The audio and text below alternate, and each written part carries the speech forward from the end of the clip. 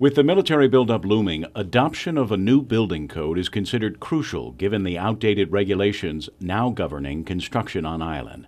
The legislature's Public Works Chairman, Tom Atta, has no doubt that the International Building Code, IBC, is necessary. No question that this is needed, right?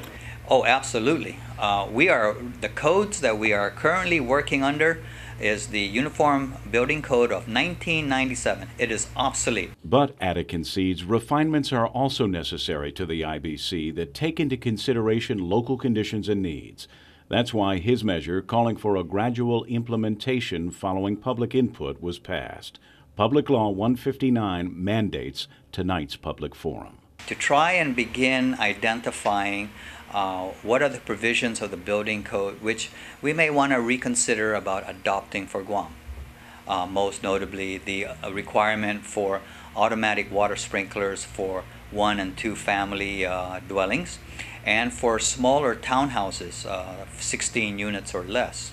But even with the changes that will be made to the IBC, some remain opposed to any changes at all because of the added costs that it will impose on Guam businesses. This new building code will create more confusion, will create more paperwork, and will create more expenses.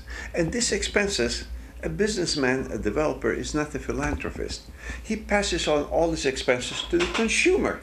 This is something that they don't realize. I can't hit my head hard enough to sink this in. I mean, if a businessman doesn't pass his expenses to the ultimate consumer, he goes broke, he goes out of business. If it must be done, developer Al Israel argues that existing buildings should be grandfathered in, and secondly, enforcement of the code should be done first on GovGuam buildings. Since this is a Government of Guam idea, the compliance should first start with Government of Guam. And let's see how far they'll go with that.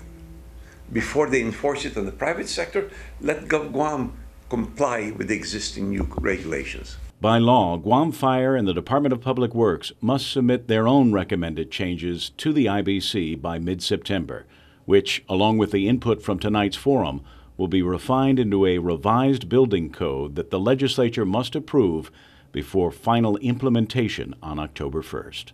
Kevin Kerrigan, PNC News.